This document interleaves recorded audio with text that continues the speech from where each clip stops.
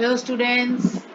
So today we are going to read a very beautiful poem of class 7, The Shed, Frank Flynn. You can see the shed there in the corner. So the poet is talking about the shed.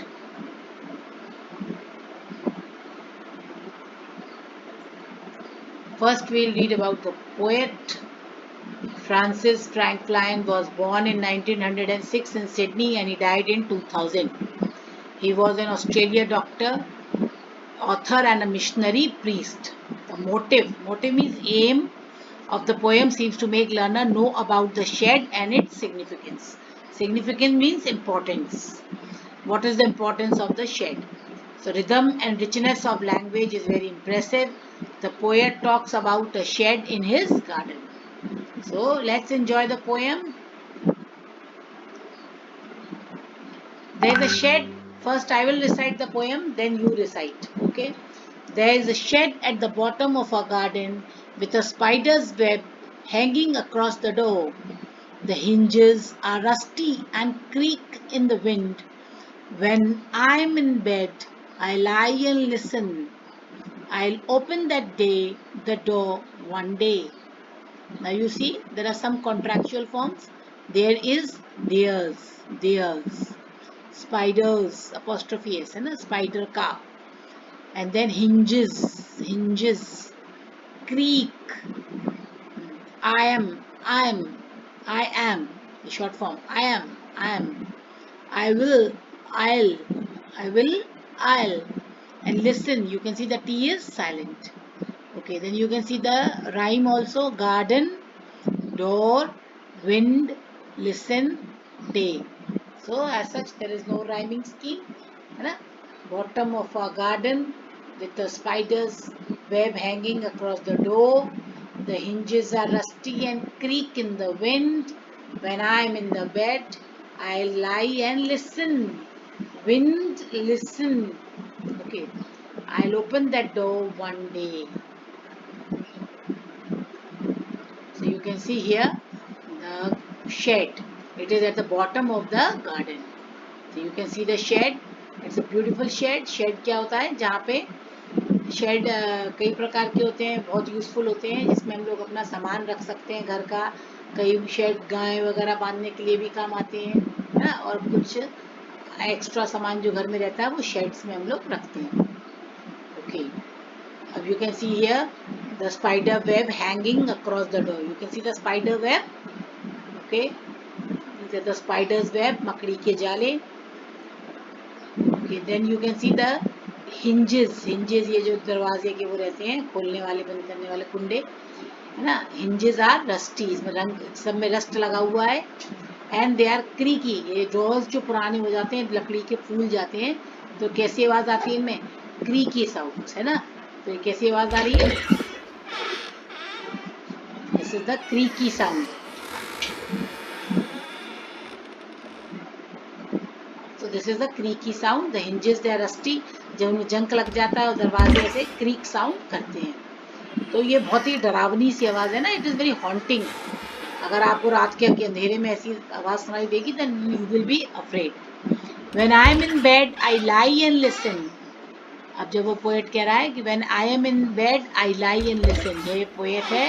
He is lying in bed and listening this creaky sound, and he is saying he is afraid. He's closed his eyes. He's afraid, and then he says that, but one day I will open that door.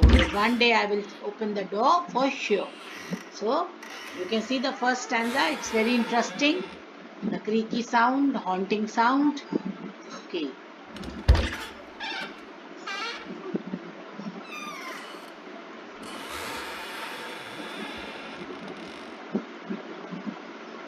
Okay, now this is the explanation of the poem. In the poet in these lines is describing a shed that is at the bottom of the garden. Bottom means किनारे पर, बिल्कुल एक तरफ को. At the bottom of the garden there is a shed. Hardly anybody goes inside the shed.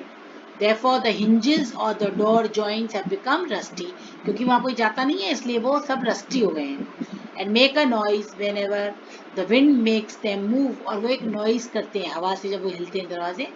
When the poet is peacefully lying in the bed, He sometimes hear noises from the shed. The poet wishes to be able to open the door of the shed some day. और वो wish कर रहा है poet कि वो एक ना एक दिन उस दरवाजे को जरूर खोलेगा. I hope the first stanza is clear to you. Now the second. Again I will recite, then you repeat. There is a dusty old window round at the side with 3 cracked panes of glass. I often think there is someone staring at me each time that I pass. I'll peep through that window one day. अब यहाँ पर कौन कौन से words को आपको बहुत ध्यान देना है. there is का कॉन्ट्रैक्ट फॉर्म है there's. a dusty old window. आप एडजेक्टिव्स को देखिए कैसे एडजेक्टिव्स को यूज किया गया है हर नाउन के पहले. This is the beauty of the poem, है ना. Dusty old window, round around चारों तरफ, at the side, with 3 cracked panes of glass. crack है ना. I often में देखो T साइलेंट है. I often think there is का कॉन्ट्रैक्ट फॉर्म है there's. someone staring at me each time that I pass. I will peep. अब वो कह रहा है मैं peep करूंगा through that window one day. Okay, I hope you have recited the poem. Now you can see here the dusty old window. Dust चिपकी हुई है, जाले लगे हुए हैं, because nobody is going in that house, the shed, so it is very dusty. Okay, this is the dusty old window. Then you can see the crack, pane of glass. देखो कांच का ये जो होता है इसको pane of glass कहते हैं, और ये crack है. crack माने इसमें टूट गया है ना, पत्थर मार दिया किसी ने या हवा से या किसी वजह से भी क्रैक हो गया है ग्लास, है ना.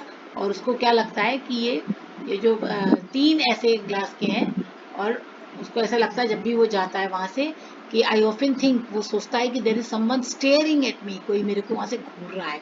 हाँ बहुत डरावना सा लग रहा है कि कोई वहां से मुझे घूरता है, उन टूटे हुए कांच के गिलास में से मुझे कोई घूरता रहता है जब भी मैं वहां से पास करता हूँ, यानी शेड के आगे से जब भी वो निकलता है तो उसको ऐसा लगता है. लेकिन वो डर नहीं रहा है. वो क्या कह रहा है, जो पोएट है उसको पता है कि कोई मुझे वहां से घूर रहा है, लेकिन वो कह रहा है आई विल ऑल्सो पीप, मैं भी एक ना एक दिन उस खिड़की में से जरूर झांकूंगा. यू कैन सी पीप. तो पीप का मतलब क्या है, झांकना. तो आप देख रहे हैं बच्चे सी के लिए अलग अलग वर्ड्स है, पीप है ना, लुक इनटू. आप तो सिनोनिम्स याद करिए कि सी के लिए कौन कौन से दूसरे वर्ड्स आते हैं. He will also peep, ये टूटी हुई विंडोज में से. Okay, now you see the explanation of these lines. The above lines have been taken from Frank Flyn's poem The Shed. Context: the poet discusses how he wishes to stare inside the shed. कैसे वो घूरेगा एक दिन shade के अंदर. Because stare is another word to for see. The shed has a dusty old window on its side. 3 glass panes of the window are broken. Whenever the poet passes through the shed, he gets the feeling as if someone was staring at him. To find out, the poet wishes to peep inside the shed. Okay, now the next.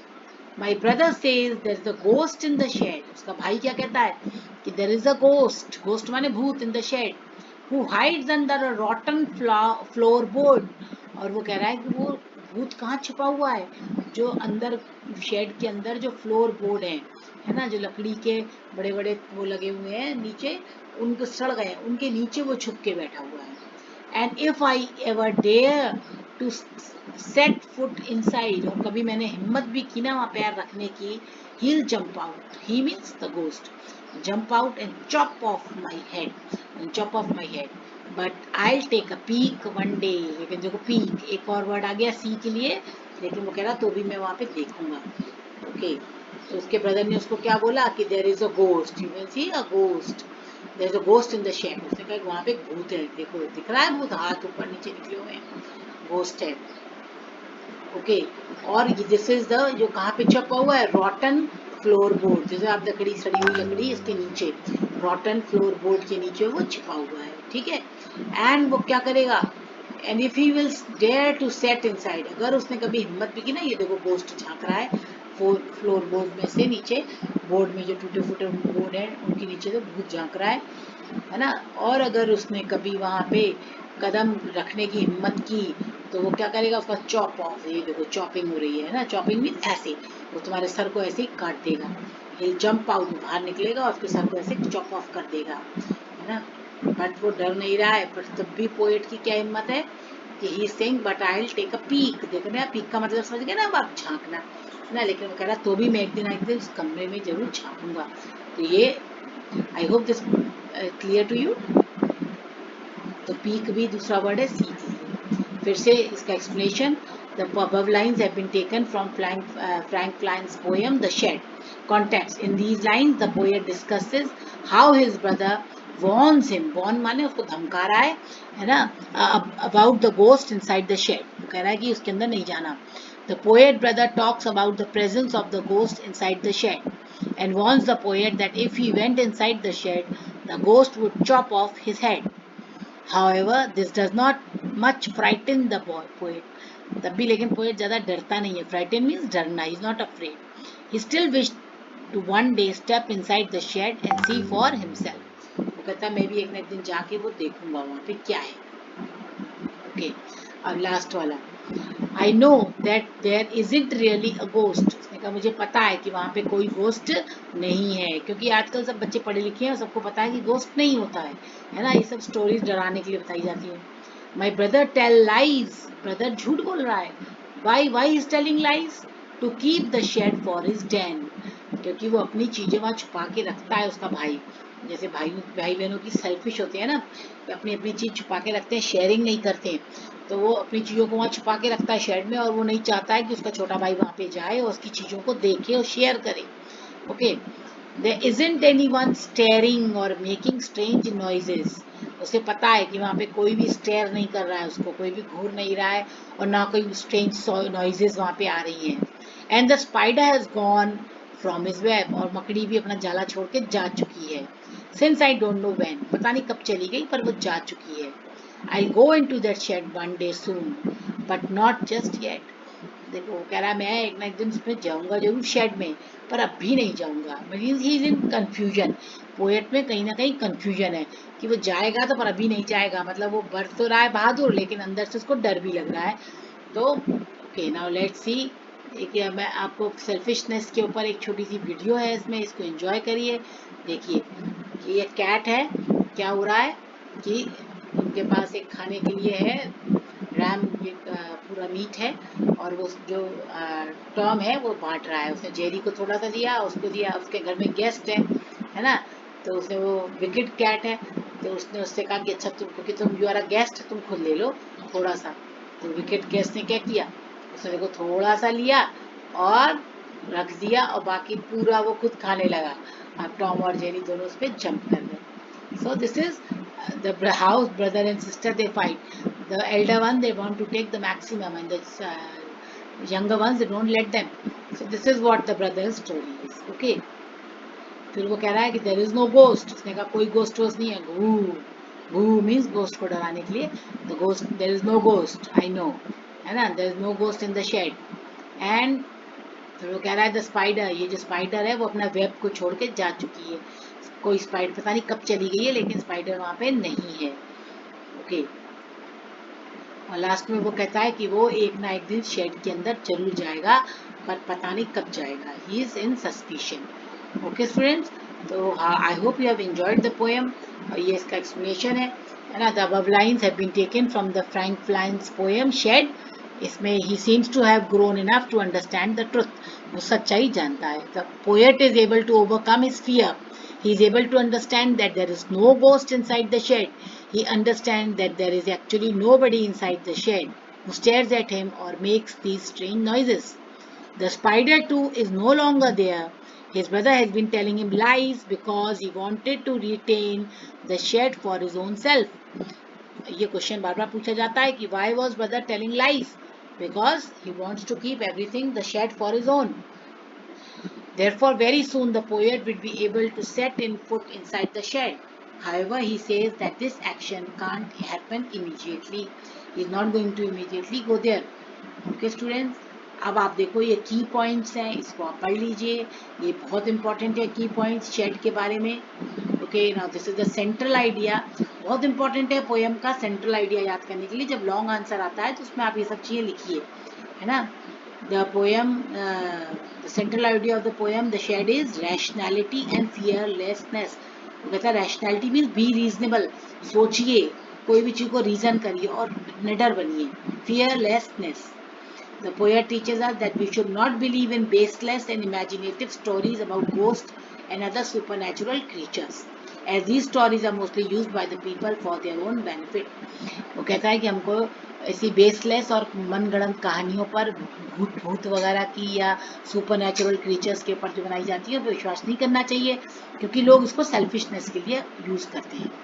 Who is आई, ये question बार बार पूछा जाता है. Who is I? I is the poet, small child in the poem.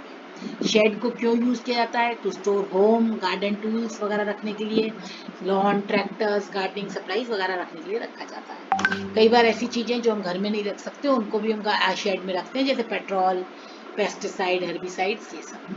Okay, now these are the question answers.